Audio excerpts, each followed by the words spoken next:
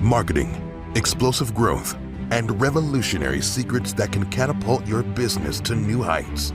You're now listening to the Underground Marketer Podcast with your host, Tudor Dumitrescu, the one podcast devoted to showing new businesses how to market themselves for high growth. Welcome to the Underground Marketer. This is the place where we deliver the real truth about marketing and explore big ideas that can help new businesses thrive and grow into big ones.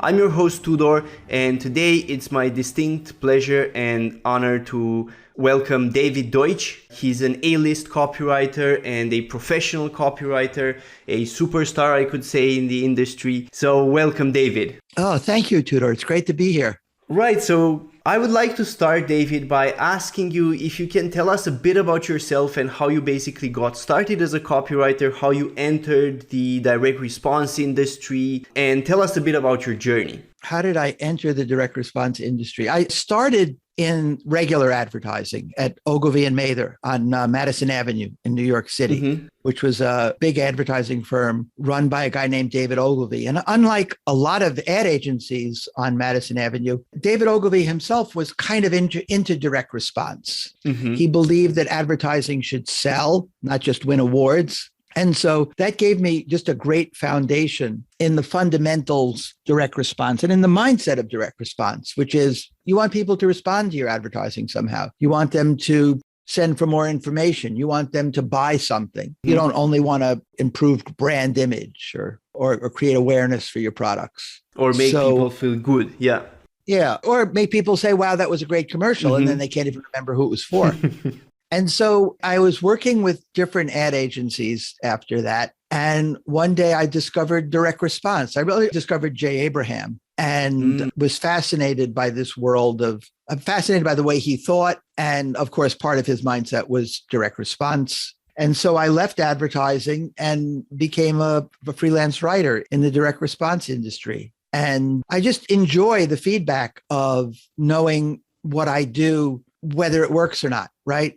Knowing that I've increased response by 10% or even that it didn't. Okay, so let's try something else, right? Let's try 3 things and see what we can do. So today I do some writing still. I mainly work with copywriters.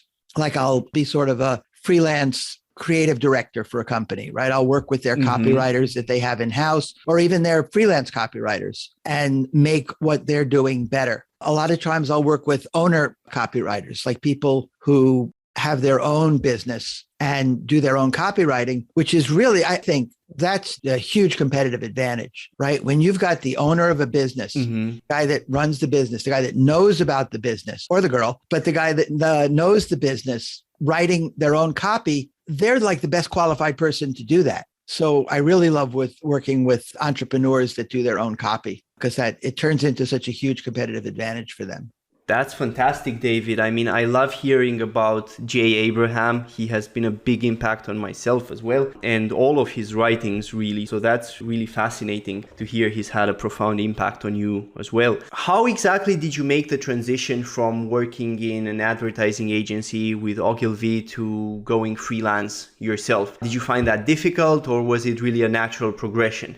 Yeah, I didn't find it very difficult, maybe especially because I was trained at Ogilvy and I kind of had that mindset to begin with. He made us read books like Claude Hopkins and John Caples. Yeah. I kind of wanted to be like a junior Jay Abraham, right? And do Jay Abraham type 25% of increased profits deals. But I soon found that people were more than ready to hand me cash to write copy. And I sort of became more of a freelance copywriter than the Jay Abraham type marketer that I thought I would become. Now I sort of do more of the Jay Abraham type stuff, right? I work with people for percentage of sales and profits, and I work on a more consulting basis. You know, as Jay Abraham says, I become the person's thinking partner in a certain way. But being able to offer copywriting made it a lot easier to start my own business and go from, working in an ad agency. Absolutely. That's really fascinating to me. So my journey, I've also started as a copywriter before being an agency owner, and I worked in the direct response space. And really, I think that this skill of direct response marketing, and it's not necessarily the ability to write copy, but it's the ability to think about a market and what offers are going to resonate with them, how you're going to present those offers to them. I think that that skill is super important for entrepreneurs. But our general education, new entrepreneurs, they almost never hear initially about direct response marketing. Many entrepreneurs I speak with, they don't even know what's the difference between direct response marketing and, for example, brand advertising. They just think that advertising is one and the same. I want to ask you at this point, from your perspective and from your experience working with entrepreneurs, how important is direct response marketing for somebody who is starting a new business compared to, say, direct response marketing for a huge corporation like Apple? And what are the differences? Well, for a company like Apple, direct response advertising is kind of a marketing channel, like a strategy that they can use. They use a very interesting retail strategy, right? They don't really sell through direct response. They sell mainly through retail, but they do also sell, you can buy, and I think I just did buy an Apple computer from Apple itself through direct response. They don't really, I don't know that they really promote that though, in a certain way, because kind of what led me to buy that computer was like, I wanted to buy it in an Apple store, right? I wanted that experience. I wanted that speed, but I wasn't able to because they don't have them in stock. So I just had to order it. I just ordered it to be delivered. So you got to think carefully about how you want to deliver your product, right? Whether you want to sell it through direct response. But even if you're not selling your product through direct response, you can still do advertising that gets a response, right? You can still get people to request a free report. You can still get people to send for more information. You can still get people to book an appointment with you, right? So the mindset, if anything, I think is how can we get people to respond in some way that gives us an indication of how the marketing is doing, how the advertising is doing, so we can improve it? How can we get people to respond in a way and then continue to market them right up the funnel, as we call it, right? We can send them emails. We can send them things in the mail. We can call them on the telephone because they responded and we have their information. Of course, with the web now, that's a lot easier than it was when I started. And really, response had to be, you send a coupon in the mail or you call up on the telephone. Now, in a way, with the internet, everyone is a direct response marketer in a certain way. Yeah, I think that the internet really is built for direct response. I mean, if you look at ad platforms like Google or Facebook, everything there, the metrics that they give you and everything, it's geared towards direct response really, and getting a response from people immediately on the spot. Right. A lot of the advertising we see, of course, on the Super Bowl and things like that is not that. Right. It's feel better about buying this beer or this cola or these household products. Even big advertisers, even the big package goods firms, and I work with one of them actually on this, is they are selling their products more and more through direct response. Right. You can go on the internet and you can order a lot of the same household cleaning products that you see in supermarket shelves. You can subscribe to them. You can do all sorts of things now because, of course, we're less and less going to stores. Absolutely. So, yeah, I was just going to say, so again, the trend is more and more toward direct response. I agree about that. And going back to our initial discussion about the differences between small companies and big companies when it comes to direct response, I feel based on my own experience that small companies and startups, they really need direct response, in a way that a big corporation doesn't necessarily. They can still get away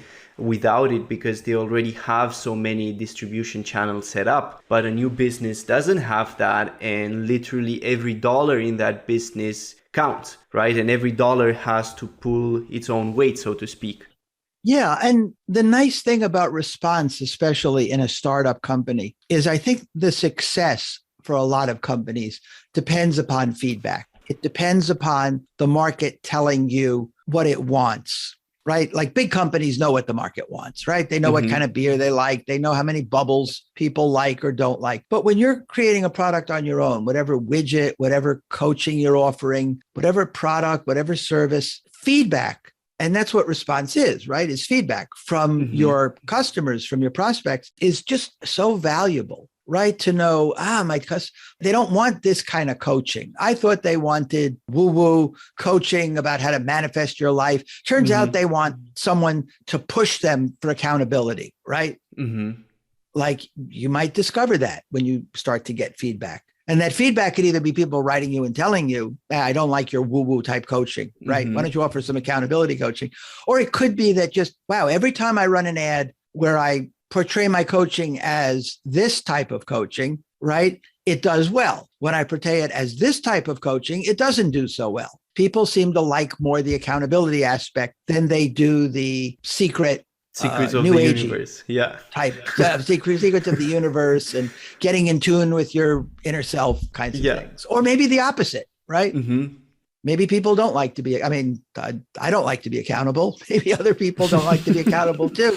And they want more of that. Or maybe they want something you didn't even know they wanted. Right. I think that this is fascinating because from my perspective, feedback is what ultimately leads to differentiation in business. And from my experience working with entrepreneurs, a lot of people, when they start out very similar with what's already on the market. And by the time that they become successful, they've gone through the feedback loop and their product or service, whether it's coaching or whether they're offering a widget or whatever it is, ends up going through the feedback mechanism and ends up being very differentiated and very specific. So it's very interesting and fascinating to me how direct response can help speed up this feedback loop and help you understand your market much better, because that's ultimately at the heart of entrepreneurship. Right. I'm always fascinated by stories of how companies started as opposed to how they wound up, right? Because I think that people aren't flexible enough. They don't pivot easily enough. So many, like Honda, when it first came to this country, was trying to sell, motorcycles or something. And they found out people really wanted small cars. So they started making small cars and were really successful. But they didn't know that until they tried to sell motorcycles. Right. And I was reading today that Noom, that the app for dieting. Yeah. It's like a super successful app where it kind of guides you in dieting and neurofeedback. It's meant to, it's got coaching and stuff like that. They actually started as a company that were trying to make an exercise bike and a calorie counting thing. And it had this kind of app that they developed that went along with it, but people really liked the app. And so they became an app company. But at first, they had no idea that the app would be so popular. And one of the, communication platforms, I think it's Twitter, might be Slack, but I think it's Twitter, started life in the same way. It was like they had this product, right? Whatever it was, some service, some product. And they were like, we need a way for people to talk to each other within this product. I know, we'll do this little thing where you send little messages to each other. I'll write an app for it, right? And so I'll write in a little software code for it. And they did that. And people, they didn't really care so much about the product they were selling, but they really loved this little way of communicating that they had developed. And it became Twitter, right? But they didn't start out, we're going to make Twitter. We're going to make a thing where people can communicate in 160 character little, message bites. They had no idea. So I think a lot of entrepreneurs be open to that your ultimate success may be with a pivot into something that you're not even thinking about. How do you think that people can go about developing this humility, and basically this capacity to listen to the market? With quite a few entrepreneurs that are struggling, I've noticed the tendency, to do the opposite, to sort of blame the market and say, the market doesn't yet understand what I'm doing. How do people develop? Because this mindset, the way I see it, it's at the essence of direct response. Gary Halbert used to say, look for the stuff that's already selling, for what people already want. Eugene Schwartz said, you can't get people to desire something. You can only channel existing desires into your product. So, how do you go about developing this mindset? I think it starts with not having that mindset of the market doesn't understand me and having the mindset of I don't understand the market. Teach me. I want to learn from the market, right? The market is the ultimate authority. I bow down to the market. The market is my boss, right? Like make a organization chart and put the market up at the top, right? Because that's the boss, right? And otherwise, you try to educate people, you try to change people's minds, and it's really, really hard It's very to do tough. that. Let them tell you what to do. Look at Silicon Valley, how they develop products, right? They do like what they call an MVP, right? Minimally viable product. Let's just put out some little thing that's not fully finished just to get some feedback from people. Do they love it or do they hate it, right? So I think just always being open to that kind of pivoting, right? But we don't know what kind of company we'll be tomorrow. I think it starts also with knowing that what you have is ultimately a hypothesis. It's not set in stone. Right. It's always a test. We're always testing. That's absolutely fascinating to me. And I mean, is there any process that you use now? I mean, with all the experience that you've gathered over the years, is there any process that you have in place to help an entrepreneur, for example, put that first hypothesis out and test it? I mean, how do you generally approach this problem with business owners? Well, I think the first way to test something, right, is to talk about it with other people, right? Don't just keep it to yourself. Don't just be like, I'm going to make shoes that glow in the dark, right? Don't just go get some prototypes manufactured and show them to people, right? Like talk to people. Say, hey, I was thinking that it'd be great to have shoes that glow in the dark. What do you think? It's really hard to find your shoes at night. Like sometimes when you're out for a walk, cars can see you better. Don't you think it'd be great if shoes glowed in the dark? And people might go, wow, that's like a great idea. I'd love, let me know when you find them or make them or whatever. Or people might say, I don't know, that's kind of silly. I don't want my shoes glowing in the dark, right? Because they might give an objection you hadn't thought of. Then if I leave my shoes by my bed, they'll be glowing all night and I won't be able to sleep, right? Oh man, I didn't think of that. I almost spent $500,000 to make shoes that glow in the dark. I didn't even think that people aren't going to want them because they leave their shoes by the bed and they're going to keep them up all night. Or maybe it means I make shoes that glow in the dark, but I can switch off that they glow in the dark or whatever, right? So you just that nimbleness, right? Like you ever watch Muhammad Ali box? And he's always ducking and he's dancing around and stuff like that. You got to be floating like that. Floating like a butterfly. Right. Float like a butterfly, sting like a bee. You got to be bobbing around. You got to be, maybe I'll be over here. Maybe I should be over here. Right. Let me check with the market. This is all fascinating. I wanted to ask you, because when you speak with other people, one of the issues that sometimes comes up, especially, for example, if your product is in a market that's more, let's say, risque, like dating or something of that nature, people are not always forthcoming and they're not always honest in actually telling you what they want, but they're honest when it comes to taking their money out, right, and buying something. So how can you navigate that problem when doing this initial testing? Well, you certainly always want to, there's kind of a continuum, right, of testing. And the ultimate test is, will people reach into their pockets and give you money? That's absolutely right. But sometimes you have to settle for, will people say they will reach into their pockets and give you money, right? Or how excited do people seem about this? Right? You've got to kind of extrapolate a little bit. Can I force people to make a little effort to find out more about this? Like they have to click or something, right? Can I do a rating, right? Like, let's say you've got 5 ideas, right? You've got the shoes that glow in the dark. You've got a pen that never runs out of ink. You've got coaching service or whatever. Maybe it's this kind of coaching service or that kind of coaching service. Like, make people rank them. Like, what's your favorite idea? Right? Which of these? So you may not know they'd be willing to give you money for it, but you would know at least that they're more likely to give you money for that than any of the other ones on that list. For me, the most fascinating scenario is when the answer, if you ask people if they want certain something and then they say no, but that no is not actually the truth, because in some cases it's not socially acceptable, or it doesn't shine a good light on them if they say yes to that question, but they would actually want it. There's quite a few products of that nature.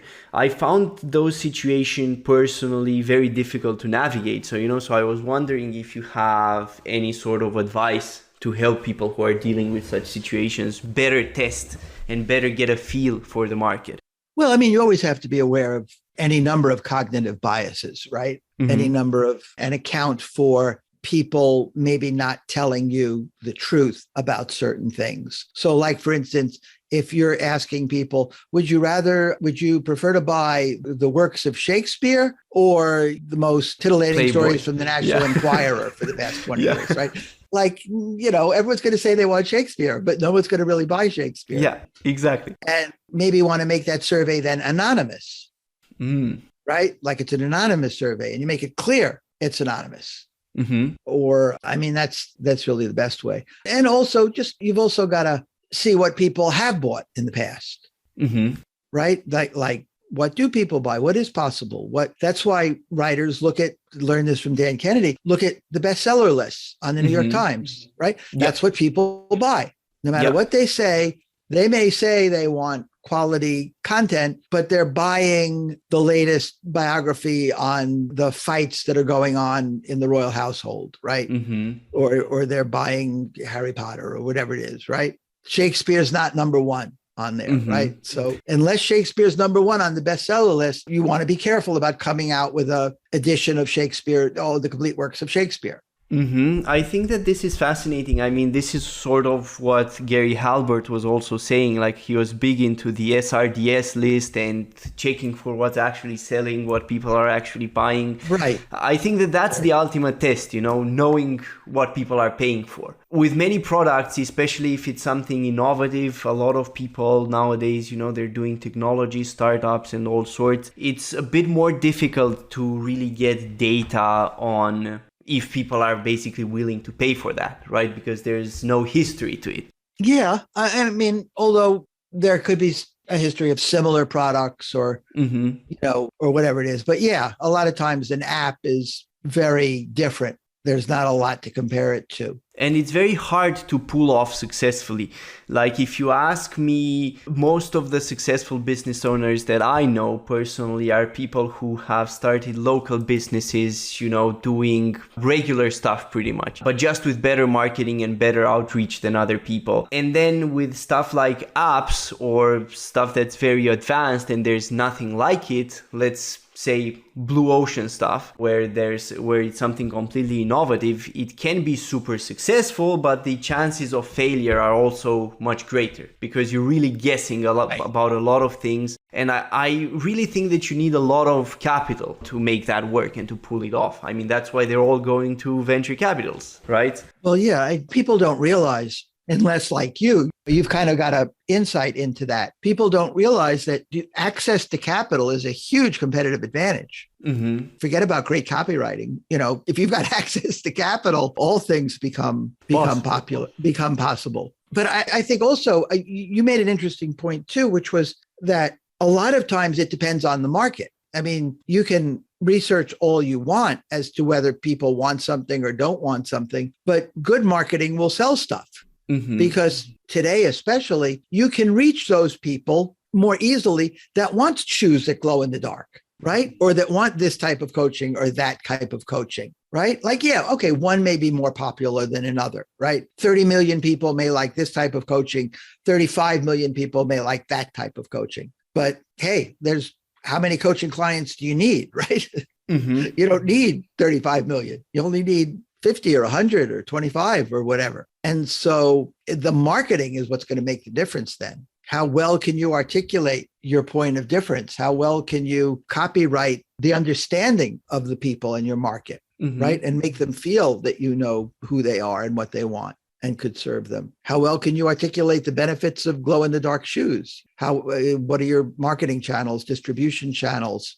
How cheaply can you get them manufactured? I wanted to ask you, what's, in your opinion, the best way for somebody who is new to direct response to really go about learning direct response? Like, what's the process that you would recommend based on your experience?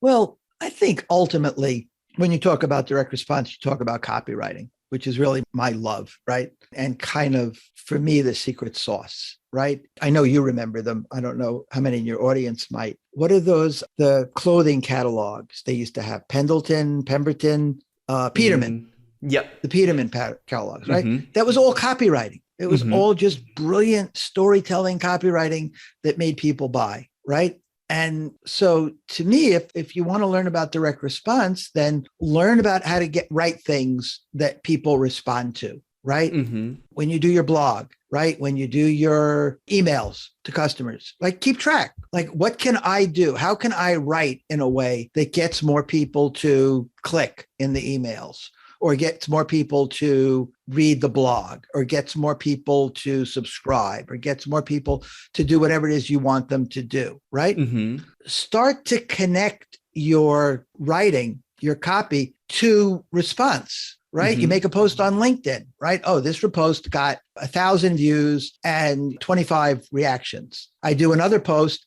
and I get 2,000 views and 50 reactions. Wow. Okay. What did I do differently? Mm-hmm. Why did people respond more to this one than to that one? And then when you start to realize what makes people respond, you can then take that into your advertising and promotion, because you realize people respond to this benefit. They don't respond to that. People respond to being talked to in a certain way. People respond to a certain voice, right? Mm-hmm. They like it when I take a tough parental, like, you ought to do this, you ought to blah, blah, blah, blah. And they respond to that. Or they respond to a softer, gentler, we're all in this together and everything's going to be okay. They seem to like that voice better. Mm-hmm.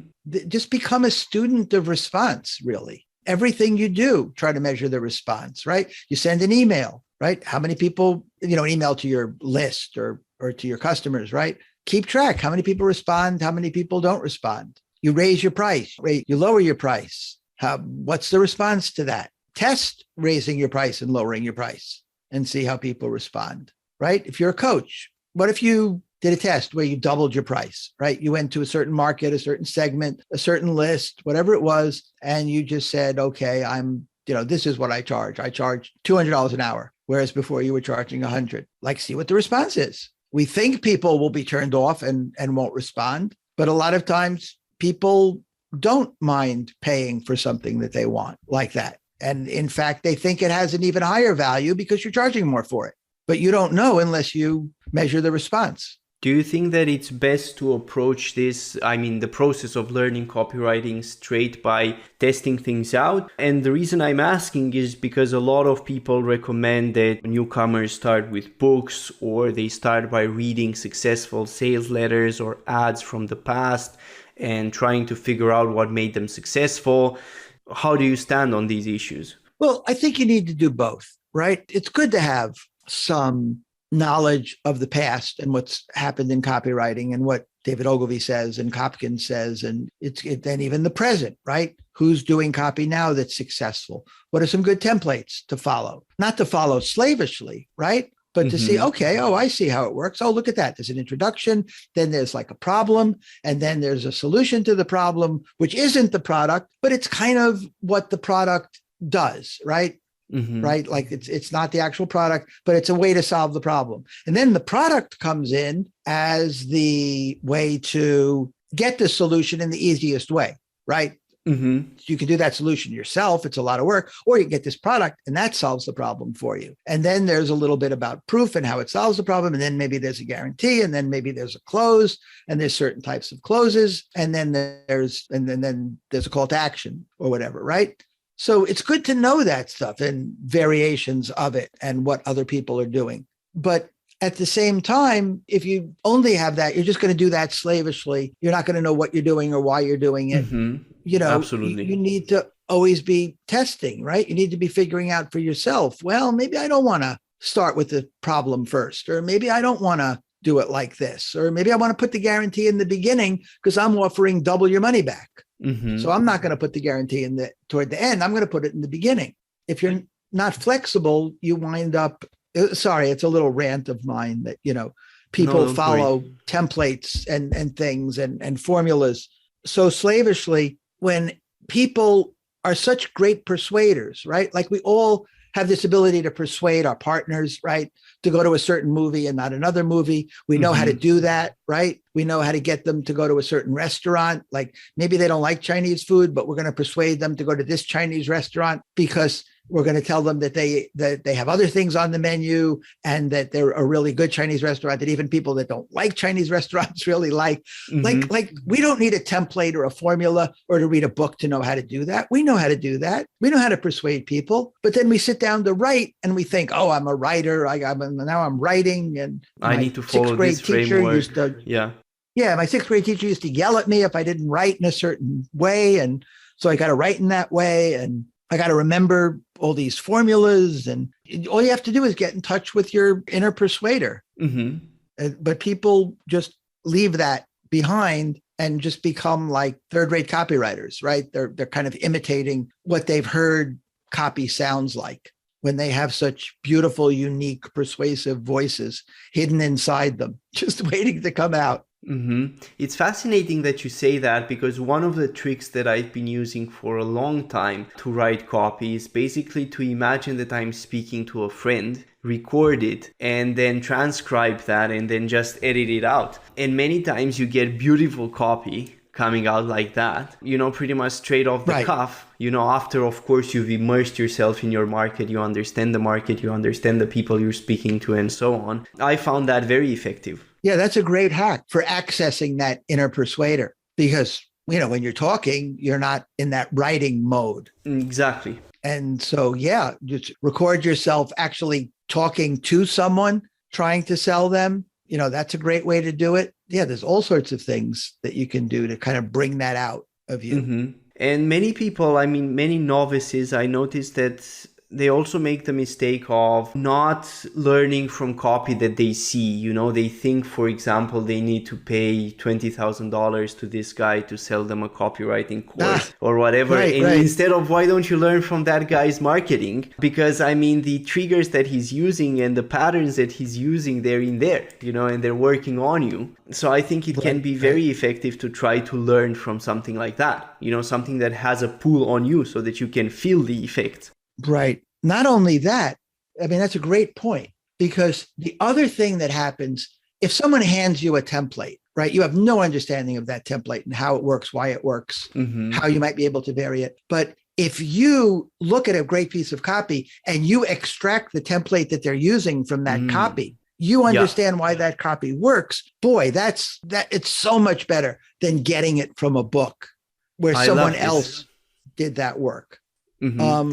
And there's a great book. It's called Decoding Greatness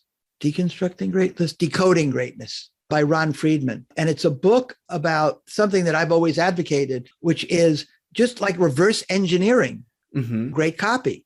Like it's right there on the page for you. It's not like a painting, right? Where you can't see, well, what brush strokes did he use? How did he mix these colors? What kind of canvas did he use? How did he? No, the copy is right there. Everything is there. Right?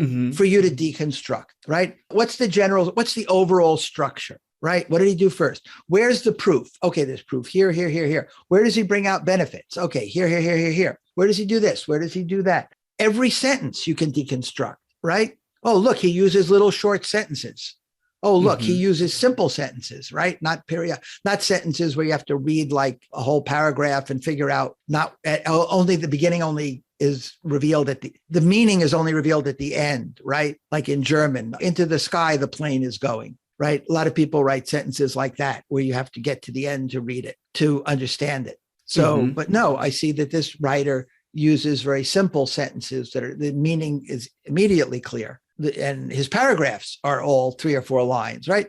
There's so much that you can deconstruct, just like someone in Silicon Valley takes apart a computer to see how it works, right? So they can make a better computer, right? You can do that with copy. This process is fascinating to me as well. I do that all the time. And I think that a lot of people, when they read copy, they just read the copy, but they don't look for the underlying patterns.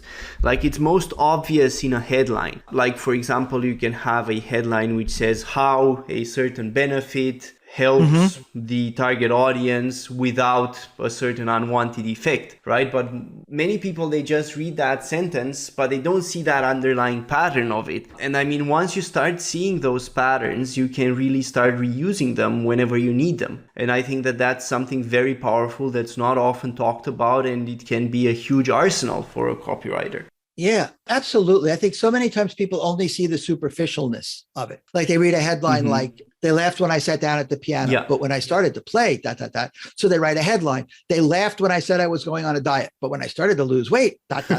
Because they don't see that there's a deeper pattern of vindication, right? And that could lead to a whole bunch of headlines, right? Like the story of how someone went to the doctor and the doctor thought their scale was broken. This a story of someone that was laughed at for some. You don't have to use that exact words like that, because like you said, you're seeing the underlying pattern. You're seeing a deeper pattern. I'm very curious, David. So a lot of people always ask for books. So I have to ask you this question. What would be the top 5 books that you would recommend to somebody if they want to learn or if they want to get into copywriting and become a copywriter themselves? Well, I would certainly read Claude Hopkins, right? Scientific Advertising and My Life in Advertising. Because that's his writing is so beautiful and so simple and so powerful that it's kind of a great foundation. So I would read John Caples because he really spells out what makes direct response work, what makes copywriting work in terms of these types of headlines, right? In terms of he had done so much testing. Yeah, testing is big with him. Certainly Breakthrough Advertising by Gene Schwartz is a little bit more advanced, but you could read that 10 times to get everything out of that. Absolutely. Right. The different ways of saying a benefit and making a benefit come to life that he does is just so important. And then the stages of awareness, right? The idea that, because I think this is where so many people miss the boat when they write, is they write to a market like they've never seen an ad for this product before, right? They like for this type of product before. They write the same type of ad as for a market that has seen everything, right? So you can't write an ad to a weight loss market, but you've seen everything like it was the first weight loss ad that ever came out. You can't say lose 50 pounds overnight or something, right? It's just, you've got to be more clever than that. You've got to be more why French women never get fat or the new South Beach diet or something. So, he's the first one that really explained the different levels of sophistication and awareness that a market has and how to address each one, which is just so important. Like, it's like we were talking about with coaching. Right. I like to use that example a lot because a lot of people I work with are coaches and I do coaching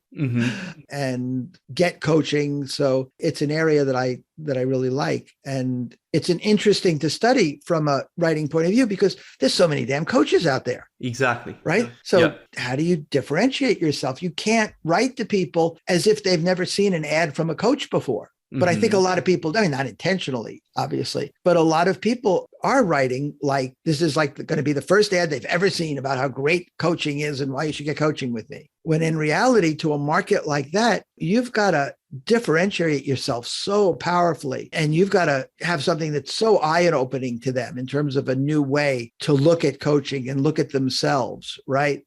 That's going to engage them and get them to find out more about you. So that book, David Ogilvy's books are brilliant in terms of advertising, thinking about advertising, and just his writing is so charming, right? He's a great example of charm in advertising, which is something I learned from Drayton Bird and just so important to write in a way that people are interested in, right? Whether that's like Ben Settle, who's got a kind of an arrogant swagger to his writing that makes people read, to Gary Benzavenga, who's got a really lovely, likable, you can't help but like him quality to his writing, to Gary Halbert, who's just sort of interesting, right? And colorful. Mysterious, yeah.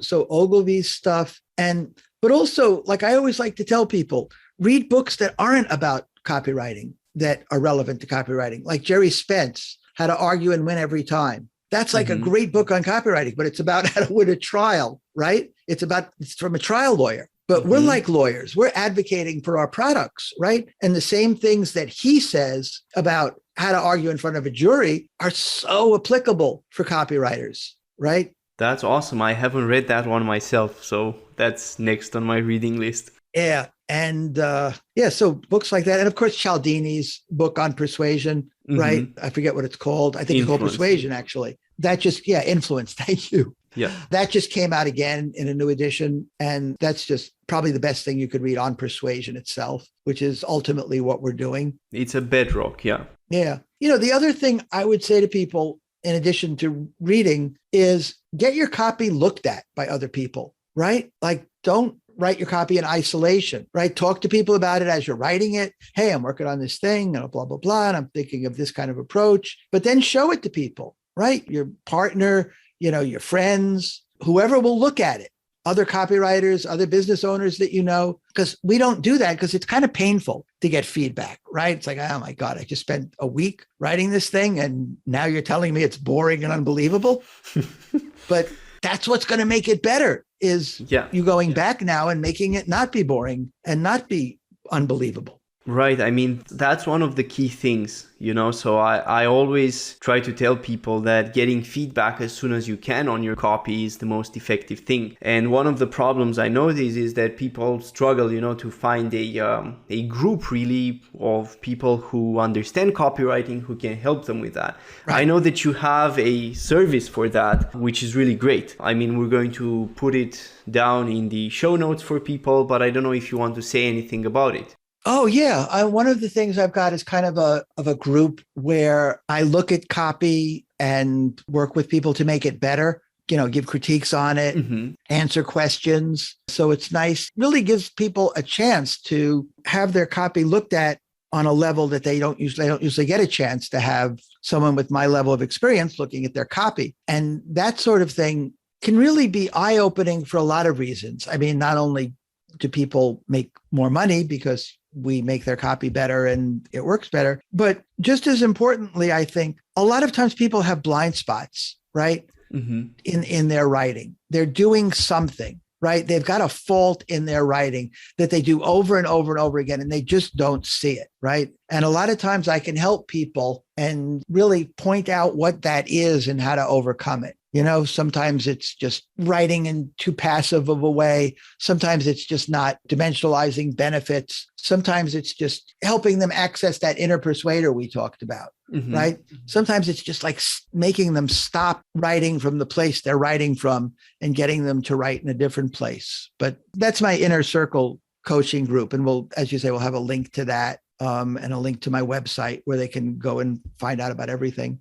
On your website, I've signed up a while ago for your newsletter. That's really great. So I definitely encourage our listeners to check it out. We'll put the website in the show notes for sure. Okay. Can I give the website now? Yeah, absolutely. Yeah, it's www.davidldeutsch.com. DAVID, L as in Larry, and then DEUTSCH.com. Perfect. So that's really awesome, David. So I wanted to ask if there are people among our audience who want to work with you or who really want your help in their business. How do you work when it comes to that, and who should be reaching out to you? Yeah, like I said earlier, especially business owners that write their own copy, I find I can really help a lot. Because they've got the product knowledge, they've got the market knowledge, right? All they need is a little bit of copywriting help. Whereas a copywriter, they need a little bit of copywriting help sometimes. And they also need to figure out how to get the market knowledge and the product knowledge, which they'll never get as good as the business owner. I work with business owners, but I do also work with copywriters. As I say, I work with companies where I help act as a kind of creative director, look at the copy that's coming in from in-house writers and freelance writers. Sometimes I'll actually work with the writers themselves, or I'll edit the copy before it goes out. So I work in a lot of different ways to do that. It's pretty expensive. That's why I have the group coaching, which is far more reasonable than that. But, working one-on-one can be such a powerful thing as well. So if anyone is interested in that, then feel free to get in touch with me. You can get in touch with me on that website. There's a contact area there, and be glad to discuss that more with you. That's awesome. So I really appreciate this, David. I have one final question for you. You know, Gary Halbert, he used to say that there are three factors that go into the effectiveness of direct response marketing. And number one, it's your list or your audience, the people you're going after. Number two is your offer, how good the offer is for that audience. And number three is your copy. And he used to say that copy itself was a distant third in terms of its importance. Do you agree with that? Do you think that has changed over time now that the markets are becoming more competitive? What's your stance on it? Well, it's a hard question. It's like saying, what's more important, breathing or digestion, right? Well, if your breathing stops, you die. If your digestion stops, you die. Like, I can't really say which is more important. It's the same thing, right? If your copy is totally terrible, you're not going to sell anything. If your offer is totally terrible, you're not going to sell anything. If your marketing is totally terrible, you're not going to sell anything. They can only, in a way, reinforce each other, right? Like, great offers make for great copy. Mm-hmm. And what was the third thing? Offer, copy, list, and list. Offer, and copy. Yeah. Yeah, and list. And right. Obviously, if you're going to the wrong people, no one's going to buy anything. Mm-hmm. If you're going to the right people, if you're going to a list of people that love weird shoes, you're going to have a pretty easy time selling those shoes that glow in the dark. Yeah. But more often, to try to answer your question, I think copy is kind of the thing that makes the ultimate difference, right? Mm-hmm.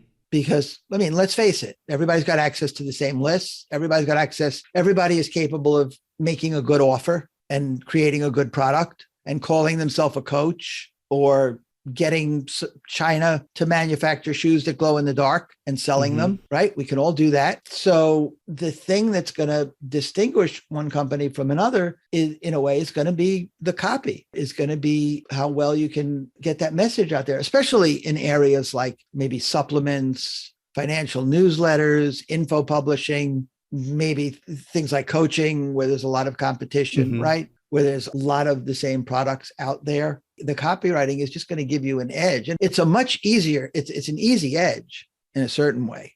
I mean, I'm not that learning how to write copy well is not hard, but it's a lot easier than trying to find a list that no one else is using, or a lot easier than adding something to your offer, which could be expensive if it's not an info product. Mm-hmm. Absolutely. So thank you very much, David. It's been a pleasure to have you on. Do you have any final words for our listeners?